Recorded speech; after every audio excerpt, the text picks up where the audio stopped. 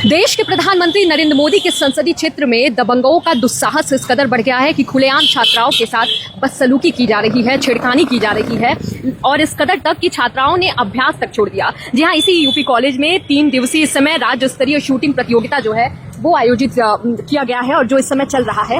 लेकिन कल की घटना की बात करें तो कुछ दबंगों की तरफ से और वो दबंग छात्र की तरफ से इस कदर की अशोभनीय घटना हुई और जिसके बाद छात्राओं को अगर हम कहें तो उन्होंने अभ्यास तक छोड़ दिया। लेकिन ये अगर हम प्रशासन की बात करें, कॉलेज प्रशासन की बात करें तो बड़ी विडंबना है कि तमाम अराजक तत्व जो हैं वो कॉलेज में घुस सकते हैं, लेकिन जब मीडिया सच दिखाने के लिए जाए तो फिर नानुकुर करने लगते हैं। जी हाँ, नमस्कार, मैं हूं नामिका पांडे, आप देख रहे हैं डालूम्स न्यूज। इस वक्त मैं मौजूद हूं Uday Pratap college, UP college के बाहर, जो अमूमन बहुत विवादों में ये कॉलेज रहता है और ज्यादातर नेगेटिविटी के लिए ही ये विवादों में रहता है। लेकिन इस समय अगर हम विवाद आपको बताएं तो कल की घटना है।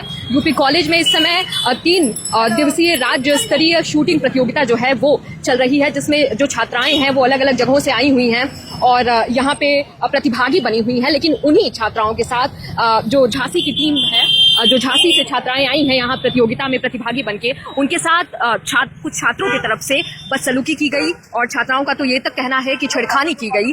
लेकिन जिस हम सुरक्षा की बात करते हैं, लड़कियों को सुरक्षा और प्रोत्साहन देने की बात करते हैं, कहाँ वो किस कदर तक धरातल पे दिखाई देता है। ये विडंबना आप इस तरीके से समझिए कि उसी झांसी टीम के जो मैनेजर कोच हैं दीपक पांडे जी, जिनके तरफ से कल कहा गया है, आज हालांकि मीडिया के सामने वो नहीं आए हैं, उनके तरफ से कहा गया है कि लगभग 4 घंटे तक जिला निरीक्षक की तरफ से और पुलिस की तरफ से कोई कार्रवाई नहीं की गई। कहाँ तक 4 घंटे तक पुलिस कहाँ थी, प्रशासन कहाँ थी?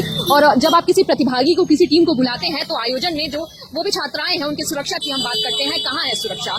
कॉलेज प्रशासन की बात करें तो सुरक्षा उनकी तरफ से उस स्तर तक नहीं दी गई है और छात्रों की बात करें तो यहाँ तक मामला बढ़ा कि बदसलूकी हुई। छात्राओं का कहना है कि छेड़खानी तक बात जो है वो पहुंची और एक छात्र को जो है वो विरोध करने पे पीटा भी गया है। सोचिए, बहुत विडंबना की बात है। बात सिर्फ प्रधानमंत्री के संसदीय क्षेत्र बनारस की नहीं है, बात अगर हम कहें किसी भी कस्बे की, किसी भी जगह की, किसी भी कोने की, देश में व्यापक स्तर पे लड़कियां कितनी मतलब संघर्ष करके वो आगे बढ़ती हैं। कस्बे की, गांव की लड़कियां जो हैं और झांसी की यहाँ पे टीम पहुंची और तमाम जगहों की टीम पहुंची है, वो आई हुई हैं और इस तरीके की बदसलूकी उन्हें झेलनी पड़े और इस स्तर तक कि कल उन्होंने डर के मारे अभ्यास तक नहीं किया। तो सोचिए कि किस स्तर तक हम सुरक्षा की बात करते हैं या प्रशासन जो है वो महिला सुरक्षा की बात करती है, वो कहाँ तक खड़ा उतरा हमें दिखाई देता है। और ये बहुत ही कहीं ना कहीं चिंताजनक है और सवालिया निशान भी ये खड़ा करता है अगर हम कॉलेज प्रशासन प्रबंधन को कहें तो उनके ऊपर भी कि अगर कोई आयोजन कराया जा रहा है तो लड़कियों की सुरक्षा कहाँ है। 4 घंटे तक जिला निरीक्षक की तरफ से कोई भी कार्रवाई नहीं की गई, ना ही पुलिस की तरफ से कोई कार्रवाई की गई। शिवपुर थाने में जब शिकायत दर्ज कराया गया तो पुलिस का कहना है कि कुछ लड़कों ने बदसलूकी की और उसके बाद सीसीटीवी फुटेज वगैरह वो देखा जा रहा है और हालांकि छात्राओं की तरफ से अभी कोई तहरीर नहीं दी गई है।